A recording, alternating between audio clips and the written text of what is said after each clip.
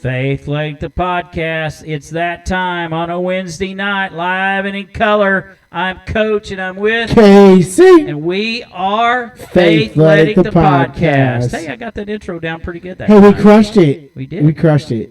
So, felt like it did. We are we're battling the Oklahoma weather, in case those are listening for the first time or are not sure where we're coming from in parts unknown. We are in Oklahoma in the middle of Tornado Alley, and we've had some storms tonight. Yeah, they're a little bit of hail. Yep. So, yeah, we're fighting that a little bit. Almost had to do a little, connect from my home. Remote. But, remote situation. Half remote, half live. But we managed out there. I got a new ride, so got to look out for the little protective of no, don't blame that Equinox there. So anyway, but yeah, this is a big show for us. It is. It's a little different from our norm. This might be one of the most excited about in a while of this show. Tell everybody why. So, if you have watched our show before, Dan and I have spent a good amount of time talking about pro wrestling. We both have always had a joy of pro wrestling, and we really keep it we try to keep that talk. It's kind of to probably at most 5-7 minutes, right? That's it. It's kind of in a closet with a door quarter ways open. It's always there for us to go on a tangent on and chase that. But this is the first time we've ever decided that we are going to spend a whole show on the whole hour on pro wrestling. So turn it off now if you don't want to listen to wrestling. But you should, because everybody likes pro wrestling. Mostly they should. Everybody. They won't admit it, but they yes. do. Except maybe my wife. She doesn't really like it. That's all right. My wife loves it. Yeah, she does. She likes it. She won't. She doesn't actively go out of her way to watch it, but every time it's on, who's that? It's who's that? Where she already knows who it is. She knows entrance music sometimes. She knows. Yeah. So I've trained her pretty well, and she'll watch WrestleMania with me and all the big events. The big ones. Yeah, big shows. She watches every pay-per-view with me. She's which is a dream come true, really. In fact, actually, one thing about me, and I wish I had a picture of it, my groom's cake at my wedding. Uh-oh. That's right, I forgot about that. Yes, my groom's cake at my wedding was a WWE Raw wrestling ring with the bride, the cake topper. The cake topper was a bride putting the groom in an ankle lock. I didn't know that. Yeah, so I gotta cool. see if I can go back and find it. But the cake topper was the bride putting the groom in an ankle lock, which is just about the coolest thing. So it's always kind of funny because I've moved around so much and my teams. I have a lot of them, but there's one constant in my life, and it's always been pro wrestling, which is why they're like, oh yeah, that's definitely the groom's cake, and they nailed it. So good on my wife and mom, who really ran with that. I am kind of disappointed though. Why? You didn't bring your wrestling belt.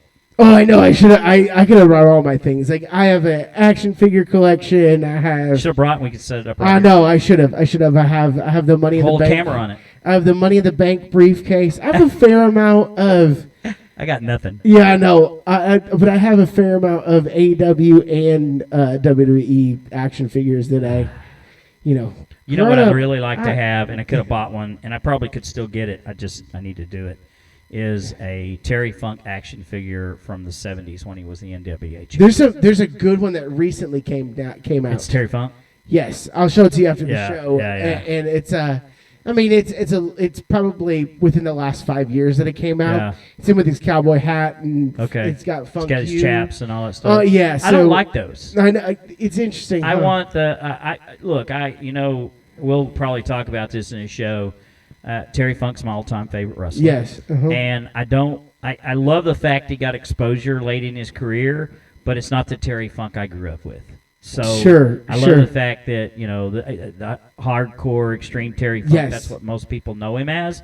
But I know he wasn't he wasn't that when I was growing up. Right. So I like the 70s Terry Funk, not the 80s, 90s, 2000s. Like, He's been relevant for 5 decades. Yeah. Really 6. 60s, 70s, 80s, 90s, 2000s.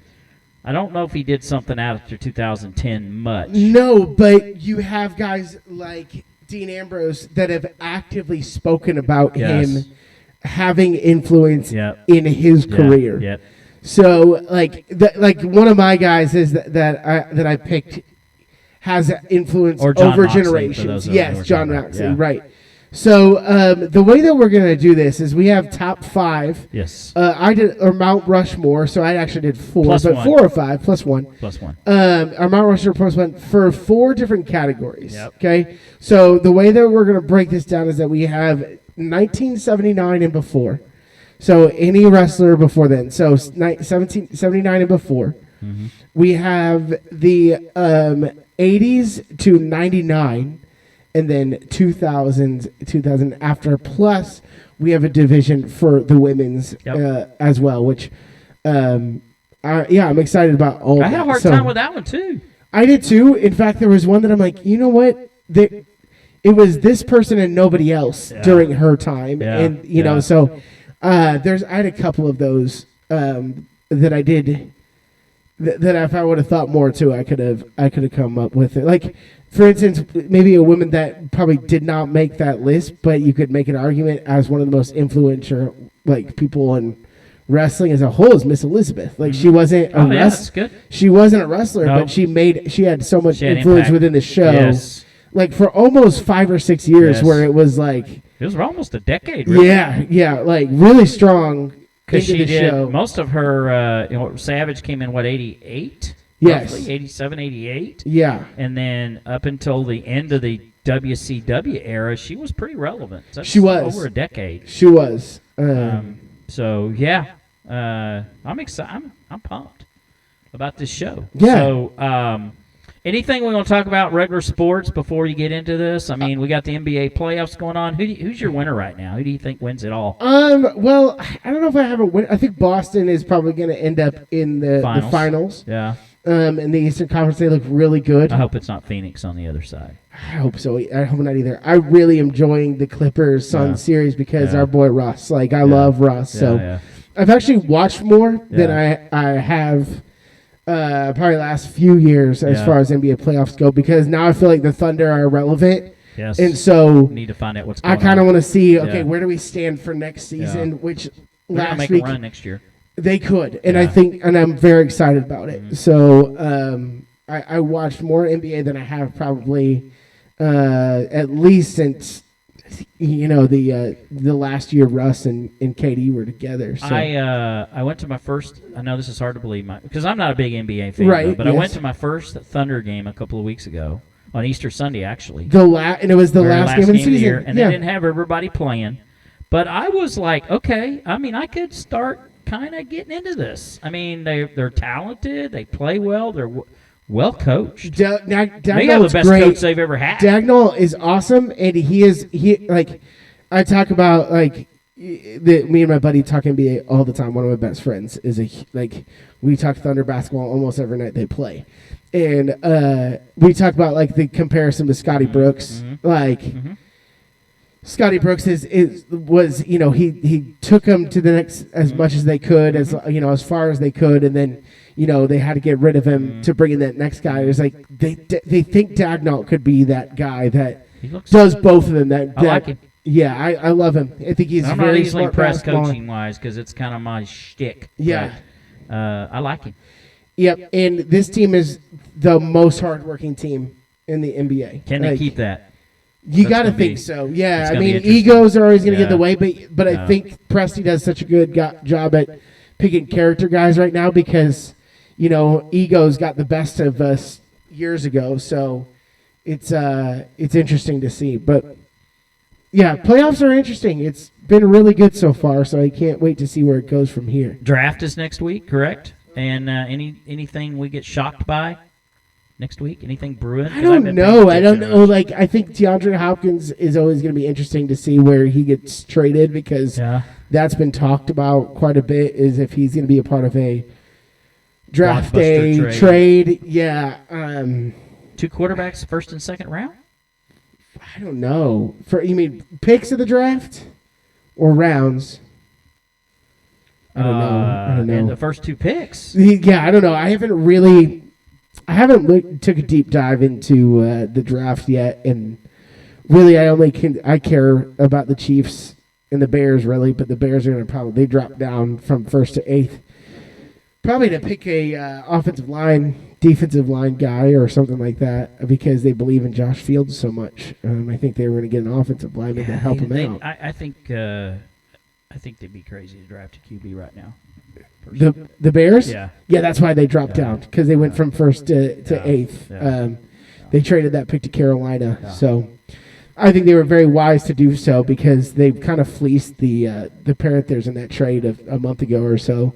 When that happened, they got a first pick and a first-round pick and, second and, their next first-round pick. They got a whole lot of picks to just drop down 7 spots. You're still in the top 10 pick. So you know how much confidence I have in my Cowboys picking somebody relevant? Yes, sir. 0%. 0%. If they were in the top 7 of the draft, I'd feel pretty confident because they know what everybody else knows, but after that, they don't know anything. They don't know anything. They don't know what they don't know. And, right, and I don't know if everybody does anyway. That's where the Chiefs thrive right now. Is they're thriving in the draft, and so I'm really excited to see what they do. Yeah. I think it's actually going to be a ugly draft. I think they'll. And when I say ugly, I think it's going to be a lot of D linemen and offensive linemen. I think, and then they'll get maybe a wide receiver, a wide receiver, and then a whole bunch of linemen. The Chiefs is what they'll do. Yeah, I think. I think Cowboys need to figure out what they're going to do at running back. I think they need to beef up their offensive line. They would love for them to pick a quarterback, but I don't know if there's anybody out there they can get. And they probably need a wide receiver, but I think they've got the talent wide receiver if they can keep him healthy. So the only thing I worry about is Gallup staying healthy and CD staying healthy and Cook staying healthy. I mean, those are they need to stay healthy. Yeah, they got the manpower. Yeah, they do. They do. At least from A team on up or first stringers on up. I just don't know what they have left after that. But yeah, we'll see. I think it'll be interesting. It starts next week and next Thursday. Yeah, I believe so. Maybe Wednesday. I can't remember the way that it goes. It's Thursday. Yeah, but and usually it's Thursday to Kansas Sunday. City, right? Kansas City. Yeah. Do you think about going to it? I've thought about it. Yeah, There's just no place to park where it's happening. Where are they doing it? Union Station. Okay. So basically the backdrop of the World War I Memorial, which is where they've done parade. I went to the Royals parade there. That'd be cool. Yeah, it's really cool, but it's just I don't know. Park. Yeah, parking. That'd be a cool thing to go to. As much hoopla as they put into it now. I would. If it ever goes back to Dallas again, I would love to go. Yeah, maybe we think about that. Pretty cool. Yeah. Okay, you ready? Yeah, I am ready. 45 minutes. Of course, remember we have our own shows, so we can do it time limits. We can do whatever we want, but I'm going to try to keep an eye on time too a little bit. So how you want to do this? You want to do each pick one as we go up the list, or we pick all our list at once? How do you want to do it? I say we share a list as a whole. Okay. And explain your reasoning, your thoughts, maybe why you guys. It's and again, I don't think it's necessarily the best. I think this is probably our favorites. But also, I had a little bit of the best at the same time. I had a little combo of both. Yeah, because mine doesn't necessarily. Certainly, one on my list wasn't my favorite, but I felt he had to be on there. Yeah, sure. Several on my list, in fact. You know what? I have one on there that probably didn't make my list. Now that I'm thinking about it, that needs to go on there. Well, you got an extra. But I got an extra guy. Yeah. So, Anyway. And I may call an audible on my females yet. I still can't make my decision on at least one final pick. Okay, you want to go first? Yeah. So 70s. So this one has a lot of. This category was a little bit harder for me because these were guys before that I was alive, but only have heard from wrestling lore, hearing from yourself, hearing from documentaries that I've watched before, hearing about their legend in a lot of ways. So my 5 that I have in this 1970 era, I chose Terry Funk. Oh, there you go. Right off the bat, we'll go there. Yeah. I took Bruno Sammartino. Wow. I took Luthez. Wow. Ric Flair. See, I think you made a mistake there, and I'll tell you here in a minute. Yeah, maybe because I think he could probably go in the 80s to 2000s. There's no doubt, but I'll tell you here in a minute Yep. what I think. Okay, and you're but fifth. really, before him, Buddy Rogers. Yeah. Buddy Rogers is the. So here was my reasoning. It's Okay. Terry Funk because You got, is that 4? that was 5. Who did I So miss? I got Terry Funk, Bruno Oh, Buddy Sammartino, Rogers. I got it. Buddy Rogers, Luthez, and Ric Flair. Okay. And again, this is where I need your guidance, and I've gotten Okay. a lot of guidance Okay. from you in Yep. this era Yep. of wrestling Yep. before. But I chose Terry Funk because I think most of his actual the wrestling part of his career, it felt like it was more during the 70s. Was. Agreed. Those NWA titles and Yeah. all of that he won happened more in the 70s. And later, his popularity grew in the 80s, Yep. because the way that territories were and Yep. all of that. Yep. But really, if you go back and watch of his matches, which I've gone and watched back a bunch of his. What's the best one you've seen on Oh YouTube? gosh, it was probably him and Harley Race. Yeah. Yeah, that one is so good, and they Yeah. really, those matches were so amazing because, I mean, if I wish new wrestlers go back and watch that match because of the way they sell. The ring. The selling, The story in the ring. the story in the ring, but also the way that those wrestlers sell. And Terry Funk was, And it was amazing at that. It was believable. Yes, Yeah. exactly. And so was Harley Race. Yes. Yeah. Which Harley Race could probably go on that, No. obviously, on an honorable mention for me. Bruno, because of wrestling lore in and of Yeah. itself. Yep. Because he had the title for almost 11 years. And, Yeah, there's God. great stories of him at the Garden where he built the Garden almost, Madison Square. And he is a Italian-American hero. Yeah. Oh, yeah. 100%. And so... There's stories that I can tell Yes. you that my buddy from that era was in Boston at some of the matches he were in, and he said if Bruno got beat, it was almost a riot. Yeah. A riot because they didn't want to see him lose. Yep. And I chose Luthez because he's kind of just seen as the godfather of pro wrestling. He basically created the NWA. He really did. Yeah. And so and he dominated the sport in the 40s and 50s. Really, before, so not even for these later guys.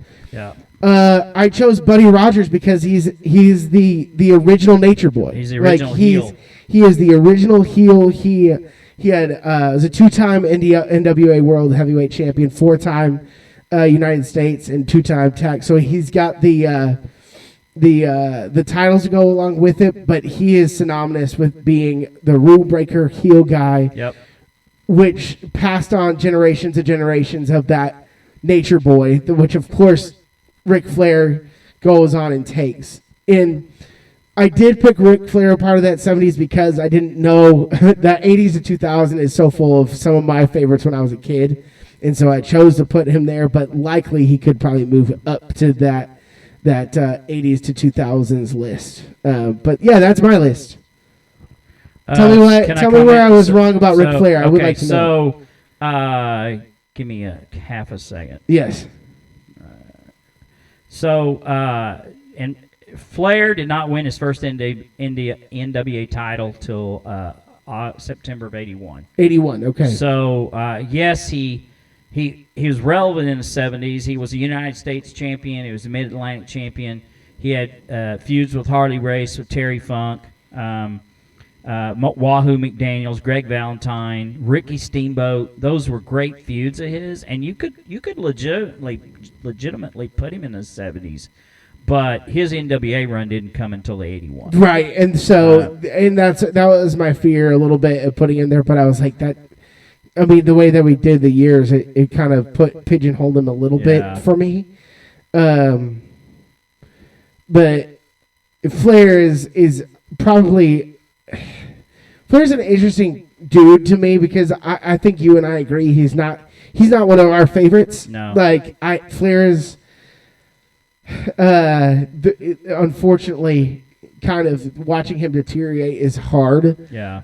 Because he became his character, Yeah. and he kind of was his character, Yeah. and I He don't lived it. know. He lived it. Yeah, and so I appreciate what he did for the sport as a heel, but he's just not one of my favorite dudes, to be honest with you. So it was weird to put him on there. Yeah. But I felt like I had to put him on there. Well, for sure. I think you were a little early for Yeah. the party, but so I'm going to give you. Let's see. Let me look at what else you had. So it's interesting you have Bruno on there, and we'll talk about that here in a second. Luthez basically was the face and the early beginning of the National Wrestling Alliance, along with Orville Brown, Sam Mushnick, who was the promoter, and they basically most wrestling fans don't know this, how the NWA was created, but the world champion was created to push the territories. So the champion would go into the territories to make the local guy look good and sell tickets. So they made it look like the champion was still the best in the world, but the local guy could almost beat him, and they'd win by a fluke or Sure. a disqualification. There was just always something. It wasn't necessarily a screwball finish, as they would call it. Sure, yeah. But it was always like it always kept the local guy strong in the area, and the champion's job was to do that. Right, make yeah. the local guy still strong. Don't squash him. Don't make him look bad. If you beat him, it's kind of a reversal, or it's like, he made a mistake that cost him there at the end, but he could have won it. He was winning the whole match except for the last. Except for that part, right? And yeah. that was what the world champion's job was to do. And I almost questioned Luthez being on there because Luthez would take liberties with less talented guys. Sure, So interesting. he would go into an area, and if he didn't like the guy, he wouldn't sell the guy. So Huh. I almost pulled Thez out of there because of it on my list. And if you read books about Luthez, a tremendous amount of respect in his ability, but he's a straight hooker, straight shooter. The guy could legitimately hurt people. And in the 60s and 70s, only a handful of people could do that. And I'll tell you Sure. another one that I left off the list that probably should be on the list. That was Danny Hodge. Okay, Danny interesting. Hodge Yeah. could have took anybody down except for maybe Thez. And if they would have had a legitimate shoot, it would be interesting. Huh. that's because an because interesting Danny thought. Hodge was stronger than Luthez, and that might have been the difference. Huh. So my list. Okay, so I did a late audible on my list. I had almost identical. Well, I didn't have identical to you. I had Luthez on it. Okay. Okay. I have Buddy Rogers on it because You do? Okay. I do have Buddy Rogers on it because he was the original heel, and people bought tickets to see him lose. Yes. And that's what the world champion should do. Yes, I agree. So yes. that's why Buddy Rogers is on my list. Plus, he was, Gorgeous George was really the original heel. Yes, yeah. But he wasn't. Nobody really bought him being legit. He was a gimmick. Yeah. He came in with the hair and the curls and, this perfume and the valet and the Bobby Twins. He passed out, and he was a great talker on the mic. But he wasn't – nobody bought him as legit. So that was the difference between him and Buddy Rogers is Buddy Rogers was that guy, the flamboyant, the talker. It couldn't happen to a nicer guy. Yeah, right. Yeah. And he just had that flair about him that made him what he was. He originated the figure 4 leg lock. I mean, there's reason. Yeah, I mean, he just had that ability. He had that strut when he walked into the ring. He generally went to the ring without a robe. He walked with that championship belt, with all cocky and just his chest out. So I had to put Buddy Rogers on there. I had Luthez on there, which I said earlier. I almost left him off. Sure, yeah. Because he pioneered the NWA. Right. And here's my change you didn't have. And you did say he should have been on there. Harley Race should have been on, in my opinion, on the list because he was one of the last of the territorial champions, or went into the territories and sold the local guy. Yeah. Because by the time that Ric Flair won the title, it was that the territories were almost dead. He won it in '81. There were still some left, but it was the cable TV had taken over by early '80s. And it was hard to sell the champion in the area without somebody else finding out what was going on. Like the TBS was live in '79, Sure. so yeah. they were already selling stuff that was going on in Dallas.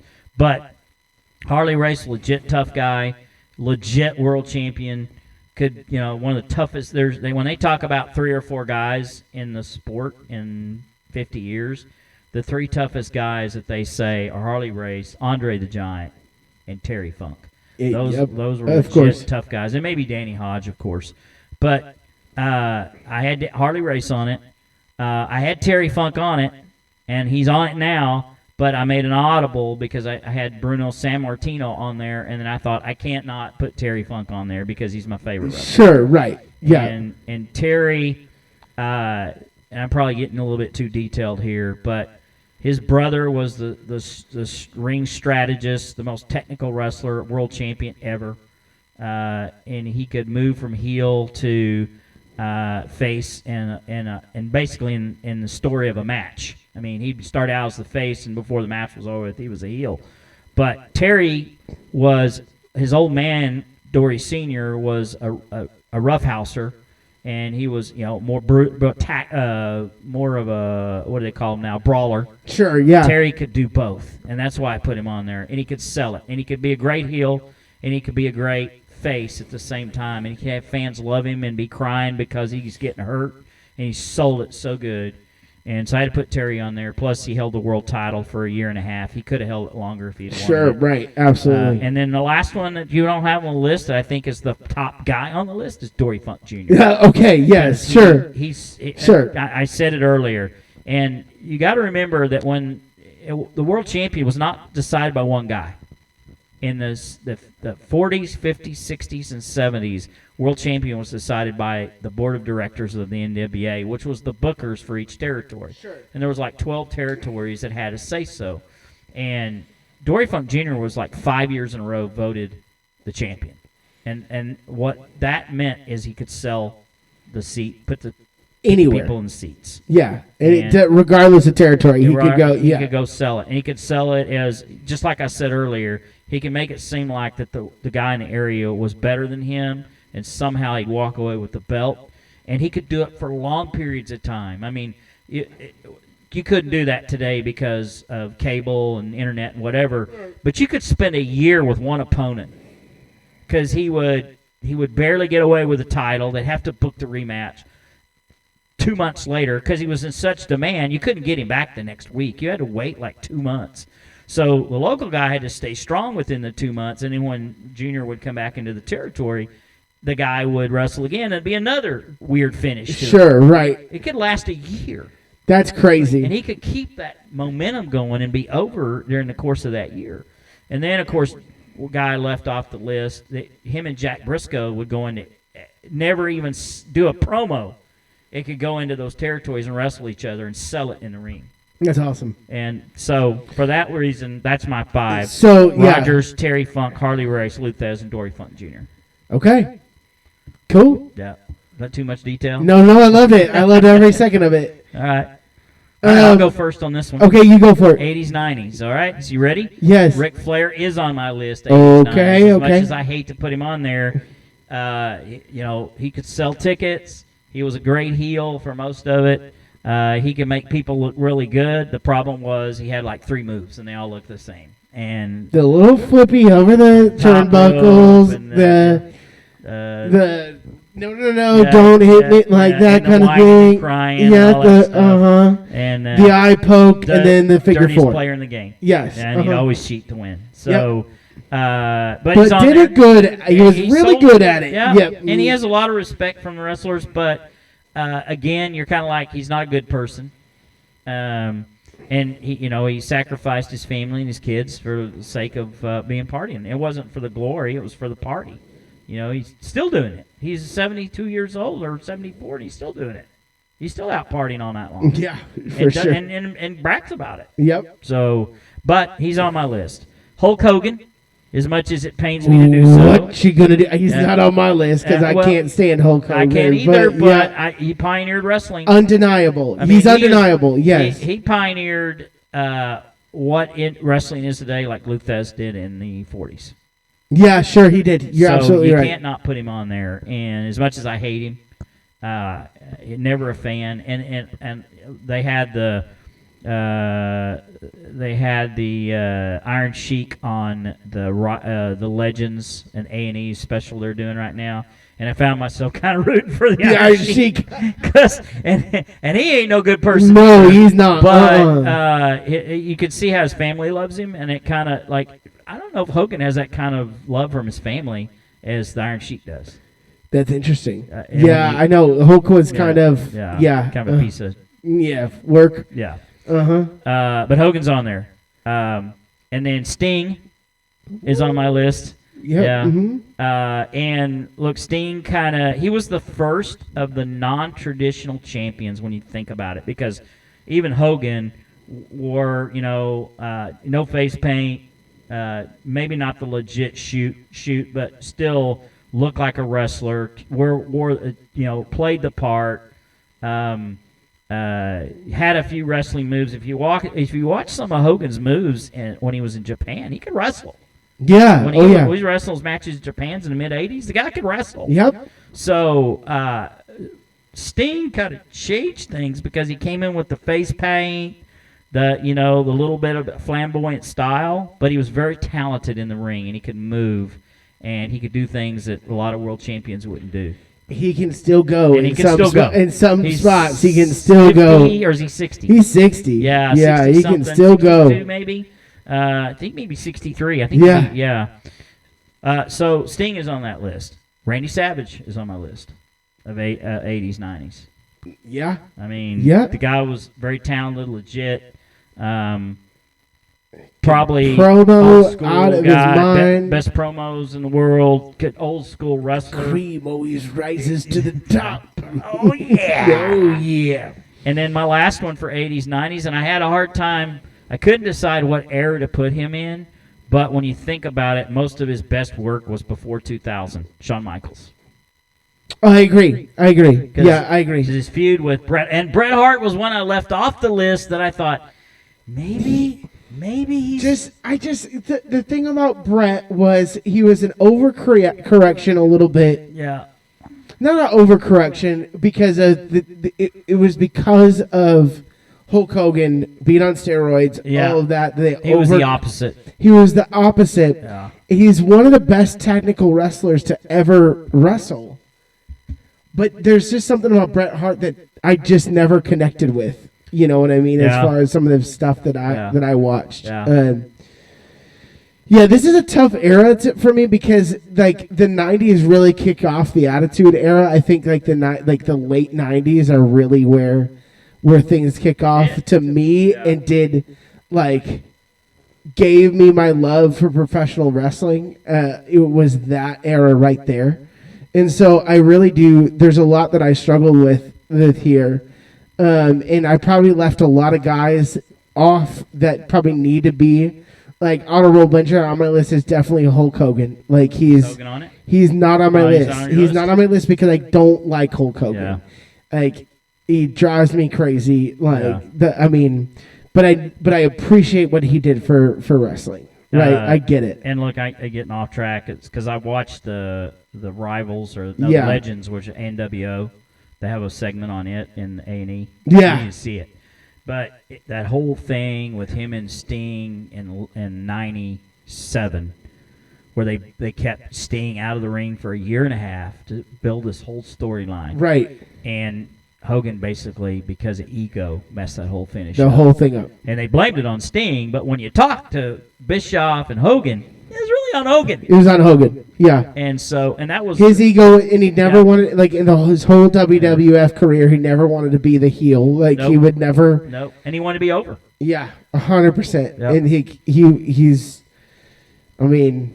Even with when they put Warrior over on him, he did it grudgingly. Yeah. And it basically says it. It's interesting. Yeah. Yeah. He wanted to be Bruno. He wanted to be as long, as you know what I mean. Like he wanted to have that title run for as long as Bruno did, but nobody was going to get there. Yeah. Okay, so people that are Shawn Michaels also honorable mention. Wow. On my list. Shocked. Yes, I love Shawn Michaels. I think He's just he is great. a combination of both. Yes. The old school and the new style. In the new school, and like. And he's good on the mic. Sometimes oversells, but I love him. Like he's great. Yeah. So my number one, my favorite wrestler of all time, The Rock. Yeah, I knew it was coming. Right. Yeah. My number two is Macho Man Randy Savage. I love Macho Man, and I think he was such a good promo. Yeah. My next is Stone Cold Steve Austin. Yeah. Had to have Stone Cold. Okay. Those were guys that I connected with. Number 4, Mick Foley. I love Mick Foley. I thought about him. Yes, I mean Mick Foley's the things that he did in the 90s, putting his body on the line in some of these hardcore matches, whether it was ECW and then later WWE. Like I think my connection with Mick Foley comes in 1999 when he and Triple H are in the middle of one of probably my favorite rivalry in pro wrestling history. I would at that time when I was a 7th grader, I would have died for Cactus Jack. Like I was so upset that he was going to retire as Cactus Jack if he lost that Hell in a Cell match at No Way Out. Like we bought. Like the only pay-per-view that my dad ever bought me was No Way Out. And so I absolutely love the dive in that cage. Yes. The most classic of all time. Two of the craziest. Twice. Well, yeah, he did it. Well, it happened at the Triple H one, but it also had the Undertaker one where he gets thrown off by the Undertaker, which leads to my number 5, which is Triple H. Triple H is my number 5 because I think he's the best. He's the quintessential heel of my time. Everybody hated him at that time. He was great on the mic. Like he is so hated. He was hated. Yes. So much that I could put him on a list. Right, exactly. And then honorable mention also Undertaker, Shawn Michaels, Kane for me. I loved Kane. Yeah. Some of my favorites in the 80s that didn't make it were Jake the Snake Roberts. Yeah, Jake. I love Jake the Snake. So yeah, I think there's a lot that I know that I missed. Here's the problem I have with Goldberg too. But and he was over. As a 5th grader, Goldberg was awesome. Yeah. But later realizing he was kind of the biggest pop I've ever heard and look, I wasn't there, but I heard it on TV is when he beat Hogan for the WCW title. It's the biggest pop I've ever heard. Sure. On TV. Yes. And maybe the second biggest pop I ever heard is when Sting and Goldberg wrestled for that title and Hogan got involved. It was the opposite because Hogan got involved and tried to keep Sting from winning it, and he helped Goldberg, but Goldberg didn't know it. Still one of the best entrances too. Like I think he actually, you could make the argument that he took entrances to a different level. With a security guard. The security guard and marching. The pyro when he comes out. Like I think Undertaker, you could definitely make that argument, but I feel like Goldberg really literally he sparks that like. So here's a trivia question for you. Uh-huh. Who do you think basically pioneered? Now there were some that did entrance music, but not as good as this. Pioneered the entrance music. I don't know. Because I know Macho Man came out to Pomp and Circumstances, but I know that people were doing it before him. That. It was about 1980. Was it like Jimmy Snuka, like around there? No. Who? That. The Freebirds. The Freebirds, yes, of course, yes. The Freebirds, Rock and Roll, and then the Rock and Roll Express, and with the that was Rock and Roll Express came in later, but it was it was Freebird. It was the name of the song, right? Yeah, Freebird was the song. They come on during the middle of the solo of that's awesome. Yep. So anyway, real quick note on Triple H. Here's the problem I have with him. Is Triple H or Stephanie always got over no matter who they played, who they wrestled. Right. No matter what. Right, yeah. I mean, Triple H got over on Foley, got over on Baptista. Yeah. Stephanie got over on the Bella Twins. Yeah. I mean, they just it seemed like to me it was like I was watching Dusty Rhodes all over again. Sure. I also would make the argument that Stephanie's one of the best heels of the 90s, too. Well, I'm not saying she isn't. Yeah, so, like, I have to look at that. But and she like, wasn't that good a wrestler. No, she was not. But they sold her that way. But also, like, women's I know wrestling. they're selling tickets. Yeah, but right. still. So, I don't know. It's Huh. there's a lot there. All right. So. Do you want to go 2000s Yep. on? I'm going. See, you go first. Let's see. Yeah, you go first on this one. Okay. All right. So, and this is a guy that you could argue for the 90s, but really, I mean, he bled into the 90s a little bit, Okay. but my number one's Chris Jericho. Okay. Chris Jericho. Okay. Okay. Because his longevity in the sport, Yep. what he's done with AEW to pioneer that, I thought that he was great. Yep. Doing that. One of my favorites of all time on the mic. One of my favorites in the ring. Like, Chris Jericho is one of my favorites of all time. Okay. Two, I have, like, not necessarily my favorite, but I have to put him on there because of what he's done. John Cena. I have to put him on there. Okay. I don't want to, but I have to. Yeah. And there are times where I've been over on John Cena. I'm like, that was great promo, all of that, right? But same idea as Ric Flair with the 5 moves of doom and all of that, right? So there's that. I put Cody Rhodes on here. Because he's Really? one of my favorites. Really? Yes. I've always loved Cody since he was... Didn't even think about Cody. Yep. Cody is one of my favorites. Dating back to when he was, in the Rhodes Scholars, like he was dashing Cody Rhodes. Like, as a 22-year-old wrestler, I connected it with him as a 22-year-old as well. I'm like, that dude's just like me. And so I love Cody Rhodes. Shocked by that one. Yeah, that's okay, though. All right. Randy Orton goes on my list. Okay. He's got to. Okay. And I'm going to put one on here that's definitely shocking. Okay. Kenny Omega. Jeez. Okay. I mean, I understand why you got him on there. I just Yeah, didn't even think because of considering what him. he did in New Japan and Yeah. like because of what an in-ring performer he is to me, and some of the greatest matches I've watched of all time are Kenny Omega's. So I can't not put him on there for 2000s into current. Who? For sure, Kenny Omega. Okay, you got him on for 2000s to current. Yes. Okay. Mhm. Yep. Any honorable mentions there? Some of my favorites right now: Kevin Owens and Okay. Sami Zayn, Roman Reigns, Seth Rollins, all those guys. I like Seth quite a bit. Like, I can make that argument that him and Roman could probably be on this list, but Roman, again, 5 moves to do, and can only spear, and like his heel work right now is as good as anybody's has been in a very long time, and his story is compelling. And I actually like his character right now. But it took him a long time to get there, and now it's like, come on, get the belt off of him. But anyway, yeah, those are my 5. So Interesting. So some of you have 80s, 90s. I think are 2000s, maybe because I didn't watch a lot of Sure. WWE in the 90s. yeah, So I have The Rock on the 2000s. okay, Because he did a body of work there. he did a lot. Yep, And so did Steve Austin. Yep. The body of his work in the 2000s. He So did. I have The Rock and Steve Austin on there. okay, It's interesting that a couple of yours I have as well in the 2000s that you have in the 2000s. I have Randy Orton on there. You 'Cause do. To me, well, he's like 3rd generation. yeah, right. And who was the rival he was on there with on the A&E thing? I can't remember who his rival Edge? was. I don't think it was Because him and Edge had I think it quite was a Edge. rivalry.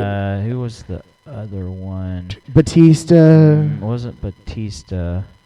I can't remember him who it and was. Cena had a No, rivalry it wasn't too. Cena either. I don't Interesting. remember who it was. I'm going crazy. But anyway, I had a great year appreciate, and I always liked Randy Orton's style. Yeah. And I like the old school wrestler, and he kind of comes He is, over as he old is. school. Yep. And his grandpa was old school. He was what was his name? Cowboy Bob? No, that was his dad. That's his dad. What was his grandpa's name? I can't think of it right now. It'll come to me. He's also got probably the most Like every kid knows what an RKO is. Yeah. Yeah. Like, yeah. I mean, seriously, It's like the most popular internet- move. Yeah. Yep, it's the most. I mean, and of course, there was a diamond cutter before that. And Yeah, the cutter, like yeah. you're right, but like kids know what an RKO is Yeah. because Randy Orton. Like he's the man. I love Randy Orton. I Here in think a he's minute great. before and maybe we have a show on this. I don't know, but we can list our top ones. And I have Chris Jericho on those, as much as it pained me to do so. But Because you don't like Jericho. I don't really like him, but when you watch his matches, he's definitely He one of the puts best on a around. show, man. He puts on, and realistically, I wanted to put Benoit on here because he's better than any of them, in my opinion. But because of all the things This that stuff, surrounded yes, him, and it's so sad because he would have been one of the greatest ever. because he's the. You could make the argument that he's the best technical wrestler that's been in the ring. Like it's him, Hart, like He definitely is one of the best, Yep. and he could do the brawling as good as any of them as well. He was a good brawler too. yep. And Eddie, Eddie's the same. Eddie's the same, and I love his yeah, ring strategy and psychology in the ring was incredible. yeah. I And- mean, and comical, but still legit. yeah, He was kind of funny, but he was like, it was good. yeah. Eddie, I Yeah. love Eddie, and Eddie could have been on my Yeah. list because, I mean, there's so many. Just like you probably, I mean, So the I have 80s one and on- 90s for you, So my fifth one, yeah. Kurt Angle. Oh, that's a good one. I mean, That's a really good one because legit. Yeah. also top heel. Yeah. Yeah. Like, but also very charismatic. Yeah. And just believable. And Yeah. So my 5 from the 2000s are Rock, Austin, Angle, Orton, and Jericho. I mean, we're right there, kind of Yeah, on we're not far agreement. that far Yeah, off. like on all of ours, we've been pretty like, Pretty consistent. which is interesting. Yeah. And I like that. Yep. And I don't know if I probably had some honorable mentions there, but I mean I just kind of mentioned them. Benoit, Eddie. I wished I could remember who had a feud with Orton. That was can't remember who it was now. But anyway, Was it Ray? who? 'Cause him and Ray Mysterio had No, a it wasn't. big long feud It too. wasn't. It was a one where Orton had his dad involved in it. Oh, who was that? I can't remember. I know who you're talking about. I watched that one. Like, His yes. dad snuck up and Shoot, which one was that? Oh, That's right. A&E Rivals. A&E Rivals. Rivals. See, also my I don't know. What one was it? It was it gotta be Randy and Edge. I thought it was. I I know don't there's think it Randy was. and Cena. In fact, I know it wasn't Edge. Hold on, I'll tell you. When he was the legend killer in the middle of that, like that's one of the best. Was it against Undertaker? It might have been. It was Undertaker. It might have been Undertaker. It was Undertaker. Yep. His dad showed up, in disguise, in costume. Yes. Yep. And yeah, it was Undertaker. So that was good. Anyway, I also one of my favorites, personal favorites, Big Show. I love the Big Show. yeah, Like, not a fan. Not a great. I not loved it good, when I they love sold Big him Show. as his son. They sold him his son and Andre Yes, when he came uh-huh. to WCW, right? Yes. Uh huh. Which I thought was really good. Yeah. Because he kind of looked iconic. Yeah, I mean that big, right? So, Okay, women. okay, so this is recency bias because I think women's wrestling is as good as it's ever been. So Exactly. there's some real recency bias here. So my number one's Becky Lynch. Okay. I think Becky is I didn't put her on my list. really interesting. I think Becky is the best. Okay. I put Chyna on my list Okay. because she owned Yep. that. Like they Yep. put her in intercontinental matches because she owned Yeah. that division. Yeah. Like she was barely even part of the women's division because Yeah, I know there she wasn't was any. so great. Yeah, right? she was good. I put Charlotte Flair Yeah. on the list. Yeah. I put Lita Yeah. / Trish. I Okay. almost put them together. Wow. Wow. Like I put them together Yeah. because Yeah. I think you can't have Lita Yeah. without Trish. Yeah. And then I had Sasha Banks because I Okay. love Sasha. But those are my So you and I's list was not that far off. really interesting. And the only probably difference is you have the same 4 that I have of the 5, Yeah. but I left off Becky Lynch. Okay. I didn't have Sasha, but she was my number 6 one. Okay. And if I almost bumped the one that I picked over her, which was the Fabulous Moolah, because you can't leave. Yeah, that's right. So many decades. Yeah, exactly. But the thing is, and I almost left her off because of this, but I just couldn't do it. She was the booker. Yeah. She booked all the females all over the world. She had a camp in South Carolina or North Carolina, and she booked all the females all over the world. So amazing. She trained them, she booked them, she sent them out. So she was going to be the star for as long as she was booking them, and then it changed in the 80s when she went in WWE. And see, Wendy Richter, who unseated her initially, was trained by Moolah. It was in her camp. Amazing. And the craziest thing was her and Mae Young taking bumps well into their 70s. Like their 70s, 80s. Yeah. Like so Moolah, Flair, Lita, Chyna, Trish. I left off Sasha, which I almost put Sasha in place. Say that again one more time. Moolah, Charlotte, Lita, Chyna, and Trish. Man, because I see Becky as being a part of that 4 horsewomen. Yeah. Like, because the 4 horsewomen is considered to be her, Charlotte, Sasha, and Bayley. And Bayley was just off my list. Yeah. Like, how far off is Paige off that list? I think she's close. AJ Lee. I don't see AJ on. I don't think she was a great wrestler. Yeah. Like, I think that she was compelling, and I Yeah. think she was a better wrestler.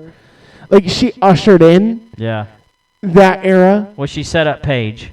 Yeah. And Paige was. I mean, AJ owned a couple of years, but that was really when it was like, man, this was really pitiful, like popcorn matches, like at that time. Not to dog on those women at that time, but these recent women have put on some of the best matches. Oh, agreed. I mean, out of the anything. only reason I watch WWE now is because of the female. Rhea Ripley, right now, I mean, you in 5 years, she could be on this list. And Rhea Ripley's incredible. I don't call it fascinates me. Yeah. Is what she looks like in real life versus what she is in the ring. Because there was like something going on around somewhere on on Instagram or whatever.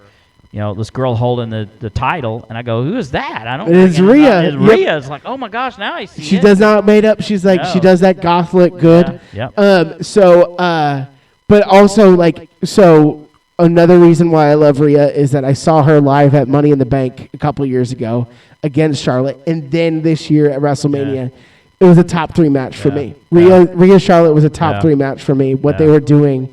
And the way that they sell, like that's why I like women's wrestling right now and we've talked about it before, is the way that they actually do sell matches. They do sell them, and the pace makes more sense. That's when I became a fan of the girls wrestling. Is when Charlotte and Sasha were going back and forth. And their matches were incredible. Yes, and if you even go back further, which they are in a golden era of NXT. They are like NXT was so good at that time, but it's when Triple H was booking and all of that. And there's Bayley and Sasha at Brooklyn Takeover 2. Was one of the best matches I've ever seen. It is a 5-star match. 2 out of 3 falls. Oh, I love 2 out of 3. 2 out of 3 falls are great. They tell great stories. Yes, and so that story was, we knew Sasha was likely going to make it her debut in the WWE. So you kind of there's some predictability, but it still told a great story. You know that almost 100% of the NWA title matches in the 60s and 70s were 2 out of 3 falls. See, I love 2 out of 3 falls. Well, the one you saw with Harley Race and Terry Funk was 2 out of 3 falls. I like Iron Man matches too. Yeah. Well, those weren't even 2 out of 3 falls. They were just who won the most amount of matches in an hour, right? Yeah. Yep. Which Hart and Michaels had one of the best ones. Those Iron Man matches are good. Yeah. Yeah.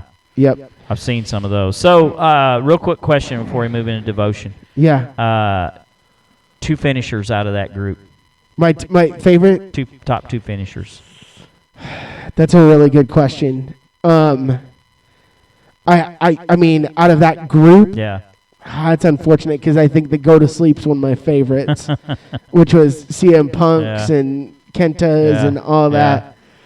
I gotta go with a Stone Cold Stunner. In the RKO. Okay. And probably, if I had to add a third, it would be. I lost it.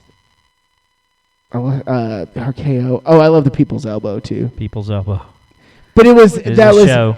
That was the you had to suspend disbelief there. Like I don't love it was just fun. Just a show. Yeah. Just a show. So but yeah, those are. What about yours? Scorpion Deathlock. So good. And the Scorpion Death Drop. Those are my two favorites. I did like the Walls of Jericho quite a bit too. And the Super Kick maybe. Shawn Michaels. The drama and the super Kick. The Sweet Chin music. Sweet Chin, yeah. Tombstone Pile Driver. I love the Tombstone. Tombstone Pile Driver is solid. Yeah. I tell you what, when Sting came out of the rafters in the Crow, as the Crow, and did that Scorpion Death Drop on people, it was so devastating. Awesome. I mean, they couldn't even breathe for like 10 minutes. Awesome. But anyway, that's a good show. That was good. Yeah, it was really good. I enjoyed that. Because you could go. There's so many areas they can go from here. It's like whose favorite entrance is and all that. Like. I mean, we could get the entrance music, finishers. We could get deeper. So, out of your list, there's you have. Let's leave the females out of it. So you have 15. I have 15. Some of them are repeat. I'd have to do figure out who is left. But relevancy over the 50 years that we did this. I mean, really interesting. Terry Funk's got to be up there, right? Yeah, sure. Yeah. I mean. So, I think if I were to, make my overall... If you had to pick one from each era? Yeah, if I had to pick one overall, I think I'm going... I gotta go The Rock. Yeah, you're never going to get away from that. No, I can't. Yeah. I can't. Jeez. So I'm going to go Jericho, The Rock... And then I'll go one of the Funks. Yeah. And let's put Charlotte Flair on there. Yeah. So I would agree with you on Charlotte Flair. Yeah. I think she's ultimately going to be the greatest female wrestler of all time. Yeah. And then out of the 2000 era, I'd probably say Cena probably but I didn't pick Cena. Up there, right?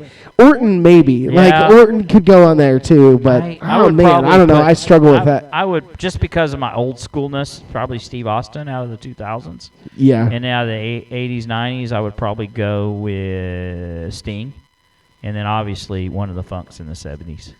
Or before the 70s era, probably. So if you had to go base it on popularity, because we're not necessarily marks. Yeah. Right, we're smart marks a little bit. Yeah. If you had to go based on popularity, it's probably Rock, Austin, Hogan, Flair. Popularity-wise? Do you think? Run that by me again. If you go popularity, I would say Rock, Austin, Hogan, Flair. I wouldn't disagree with that list. Maybe Undertaker would be in there close. Yeah, Taker is really there, but I think Hogan has to be on it just because of what he did. Flair, because he's still relevant after 40 years, 50 years, whatever. Austin definitely brought in the Attitude Era, kind of similar. Rock, because he's mainstream, he's movie star, he's one of the great hottest movie stars in Hollywood now. I wouldn't disagree with all those at all. I'd probably say yes. Yeah, that's kind of what I was thinking. Notoriety and decent ringmanship. I think those are it. Pretty close. I mean, I don't know how you could get. I mean, I don't know if I'd disagree with any of that. Because the territories are so chopped up. You'd love to put a guy from the territory era, but it just depends on what was on your TV. Yeah, where you're from, what area you're from. Yeah, obviously, I got I got exposed to wrestling in the territorial area, but I also saw, in the late 70s, early 80s, where TBS, you could see TBS in Oklahoma City, in Atlanta. You'd see Atlanta wrestling. Right. So I know that there's and it was still in the territories then. It is interesting because you still talk, like when I talk to, Yeah. people that grew up or, that's what they saw on TV. It's like, I'll talk to different people and they just have different groups of like, oh, he was the best. Like Jerry the King Lawler. For some, it's like people love Jerry the King Lawler. He's not even on my think about list. Right, exactly. And like I thought about that. It's like that's why and if you the have popularity is so different back then. Friends of our show, David Carroll, Larry Carroll, he grew up in the AWA, so like Vern Gagne, Nick Bockwinkel, and yes. That's his era. Dick. We didn't even think about Nick Bockwinkel, right? And Dick the Bruiser too. Like Dick the Bruiser is like a huge deal in the Kansas City area and all that. Like, so it's just really interesting the way that divvies up. It's like I wonder if wrestling was mainstream, who that person would be, But I think that's why the popularity is kind of cut apart back then, and that's why it really took off. Jesse the Body Ventura, in the Northwest, and Chavo de Guerrero Sr., he was big in California. Sure. Kansas City area, Pat O'Connor, former world champion. That's who Buddy Rogers beat to win the title. Sure, yep. Gene Kaniski in Canada. It's who Dory Funk Jr. beat to win the title. There's Jack Briscoe. Didn't even really talk about him much. I know, and that's crazy. He was you talk about technical wrestlers. I'm a little biased to Dory Funk Jr., but Jack was legit. He was legit two-time NCAA champion. So same with Brock Lesnar. Yeah, Lesnar was that way, and you look at the Steiners. We didn't. Tag teams, man. We probably need to think about tag teams at some point in time. We could cut this episode into 2 parts almost. There's just so much there. But you don't like tag team wrestling. I'm not a fan, no. But as long as it's old school, like some of the stuff in the '80s where they had Ivan and Nikita Koloff against the Rock and Roll Express. That's good stuff. Mm-hmm.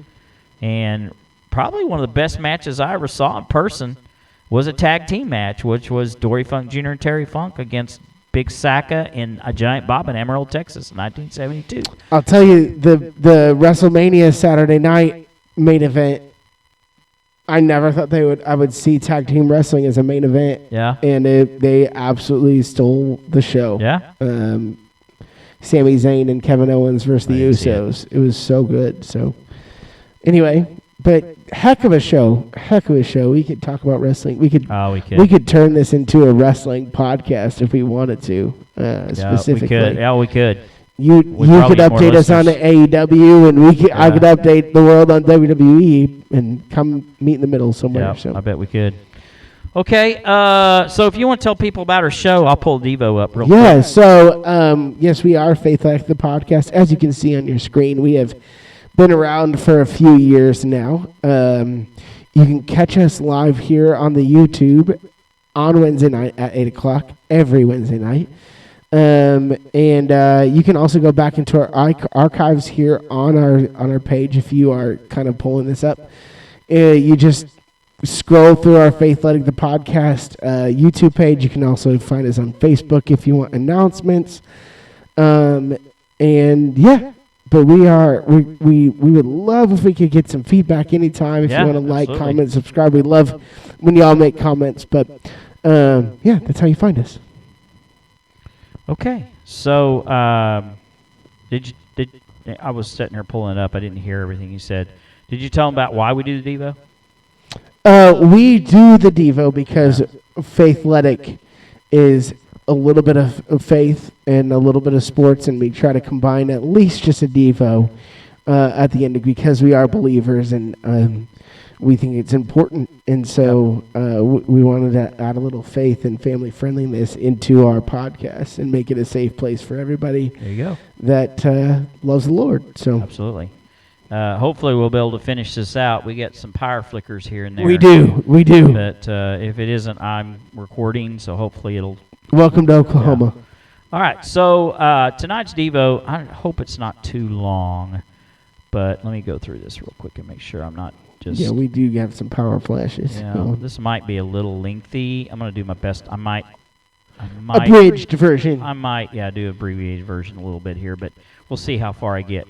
And keep in mind, I'm doing this from my phone. I have read over and reviewed this, but my eyes are kind of failing me. Listen, I've been at it all day today. Turn that font up. There's nobody judging you for that, by the way. Well, it's about as bright as I can get it.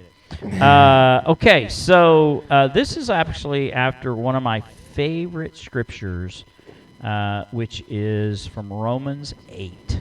Okay.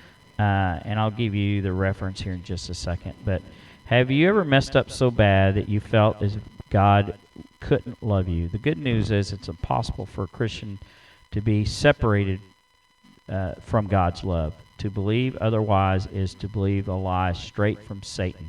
Satan would love for you to believe that it's impossible for God to love you.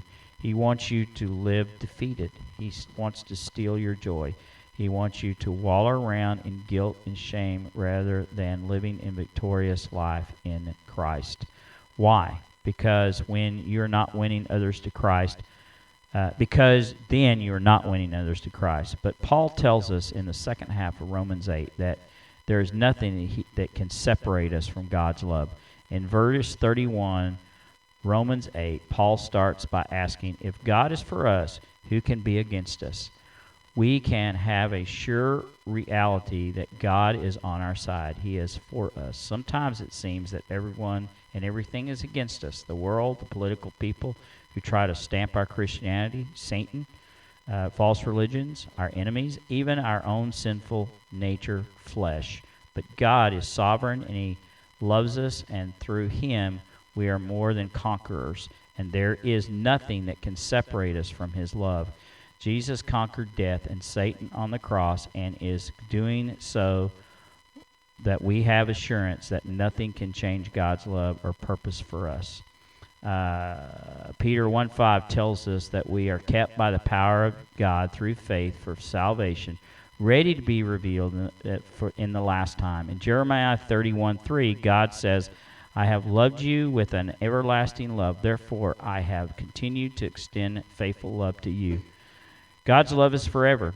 He loves us even while we are yet sinners and sent Jesus to die for us. And in John 15:3, we found that there's no greater love than to lay down one's life for their friends, which is exactly what Jesus did for us. In Psalms 36:5, he says, Lord, your faithful love reaches to the heaven, your faithfulness to the clouds. There is no greater or deeper love than what God feels for us and His children. Because of His love, because of His love, how could we not love Him in return with all our heart, soul, and might?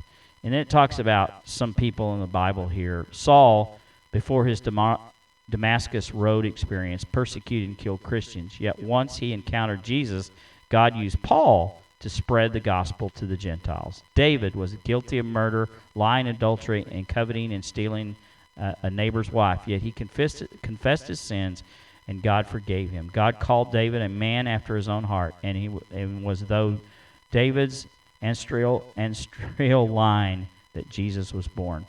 And I can't say it. Ancestral. Thank you. Ancestral. There we go. Thank you. Rahab was a prostitute. But it would be through her, and I could say it for me again.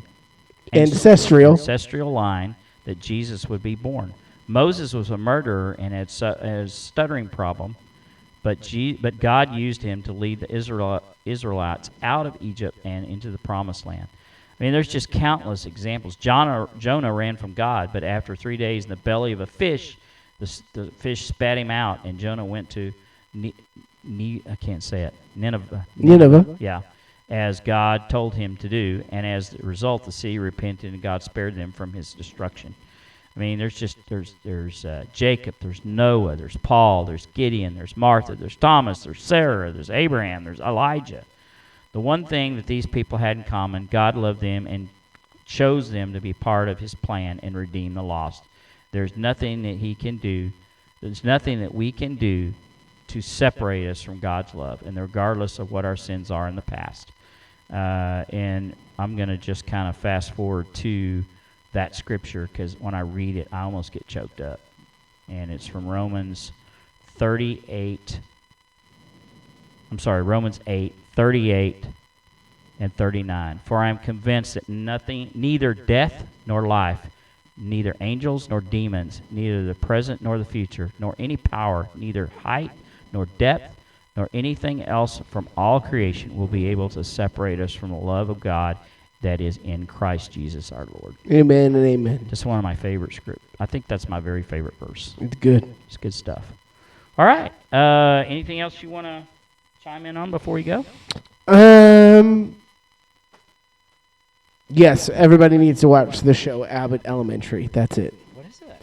It's a ABC show sitcom. It's probably the only good sitcom that's on TV. And it's taking place at a school. And there's a lot of real life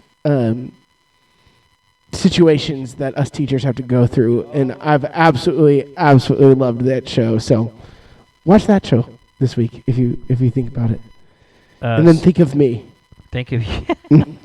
Do we have to? Yeah, I know you don't have to. No, I like Not by any means. I always think of you. Give me a second here so I can close out our show. It might be a minute. Bear with me. Because, there we go.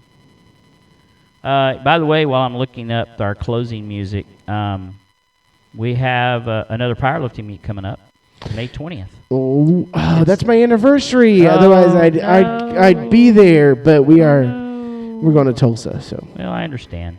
It is the USPF State Powerlifting Championship, where we're going to have about 11 lifters there, kids and adults lifting together. Nice. And then we will have the Teenage Nationals coming up on July 15th. Sweet. Yep. There we go. Good, I found it. So anyway, been a great show. If you're not a wrestling fan and you're still here, then you learned something new, right? Yeah, I hope you did. And if you're still here, then you learned something new. We bless you. All right, I am Coach, and I'm with KC. And we are Faith Athletic, the podcast. Have a good night. Thanks for joining us. Remember that we love you, and so does Jesus.